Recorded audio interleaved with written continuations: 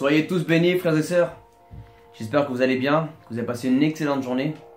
Le thème de ce soir est 3 jours de jeûne changeront ta situation.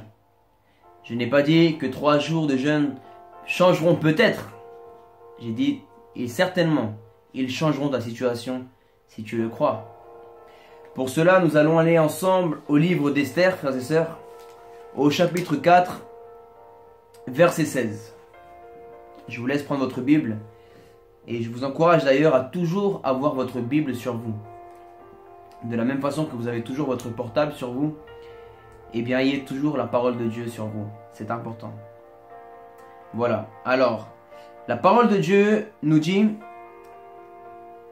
Alors, avant de lire le verset, j'aimerais planter le contexte. Quel est ce contexte? C'est à l'époque du roi Assuérus. Pourquoi est-ce qu'il a donné un nom comme ça? Je ne sais pas. Bon, c'était un Perse. C'était son royaume allait de l'Inde à l'Éthiopie. Et ce roi-là avait une reine qui s'appelait la reine Vashti. Une fois, le roi était avec des princes et il fit appeler la reine. Mais la reine se refusa à aller dans la présence du roi. Et après cela, eh bien, le roi prit la décision de rejeter cette femme autant que reine. Alors, il fit appeler dans les différentes villes de son royaume des vierges et des femmes qu'il puisse choisir comme reines. Et parmi ces femmes, il y avait une femme qui était du peuple d'Israël. Mais les gens ne le savaient pas. En tout cas, le roi ne le savait pas. Cette femme s'appelait Esther. Elle était orpheline, mais elle avait été adoptée par quelqu'un qui s'appelait Mardoché. Alors, Mardoché, à l'époque de Mardoché, il y avait un homme que le roi a décidé de lui donner toute autorité. Et cet homme-là s'appelait Aman. Aman était quelqu'un qui avait reçu toute l'autorité du roi et qui était quelqu'un d'orgueilleux, qui voulait que les gens s'agenouillent devant lui. Mais lorsque tout le monde s'agenouillait devant lui, il y en avait un qui ne s'agenouillait pas, et c'était Mardoché, le père adoptif de Esther. Alors, en voyant que Mardoché ne s'agenouillait pas devant Aman, Aman a été pris de colère et a décidé non pas de tuer simplement Mardoché, mais tout le peuple de Mardoché, le peuple d'Israël. Alors il a envoyé des cartes dans différentes villes du royaume en disant de tuer les Juifs à un temps précis.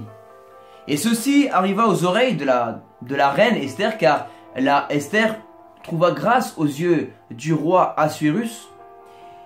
Et la reine Assuérus, voilà, au verset 15, chapitre 4, dit: Esther envoya dire à Mardoché: Va, rassemble tous les Juifs qui se trouvent à Suse et jeûnez pour moi, sans manger ni boire, pendant 3 jours, ni la nuit ni le jour.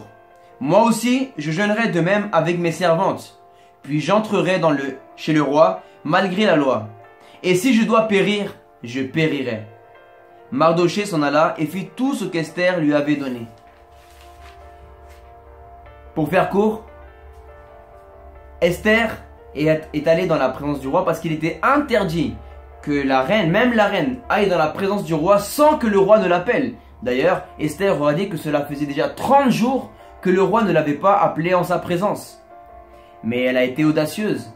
Avec crainte et respect, elle s'est approchée du roi et elle lui a fait cette demande. Le roi, lorsqu'il a vu Esther, ne l'a pas dit: mais qu'est-ce que tu fais là? Non, mais cette femme a trouvé grâce aux yeux du roi Assuérus. Et il lui a dit: demande-moi ce que tu veux, même si tu me demandes la moitié du royaume, je te le donnerai. Alors elle lui a demandé de faire un repas en fait avec Aman. Alors la reine invita Aman et le roi Assuérus à un repas. Aman ne se doutait de rien. Mais ce que voulait faire réellement Esther, c'était tuer Aman pour avoir osé essayer de tuer le peuple d'Israël et avoir été ennemi du peuple de Dieu. Aman avait un plan. Aman avait un plan de son côté. Et Aman voulait que le jour du repas, il pende Mardoché. Mais Dieu avait prévu autre chose, car le roi Assuérus, à un moment, était fatigué. Il a demandé qu'on lui ramène les chroniques. Et les chroniques, c'est tout ce qui se passait dans tout ce qui se passait, en tout cas dans le royaume que le roi a décidé de faire ou des choses qui se passaient. Et lorsqu'il lisait les chroniques, ou lorsqu'on lui lisait les chroniques, il vit que Mardoché, eh bien, avait fait preuve de fidélité et il avait dans le passé, en fait, il avait prévenu le roi qu'il y avait 2 eunuques qui voulaient faire tuer le roi. Et ces 2 eunuques s'étaient fait tuer par la suite. Et le roi vit la fidélité de Mardoché, donc il décida d'honorer Mardoché pour cela. Mais Aman avait toujours cette arrière-pensée dans la tête. Donc, lorsque vint le jour du repas, ce qui s'est passé, c'est que ce n'est pas Mardoché qui a perdu la vie, mais c'est Aman qui a perdu la vie. Pourquoi?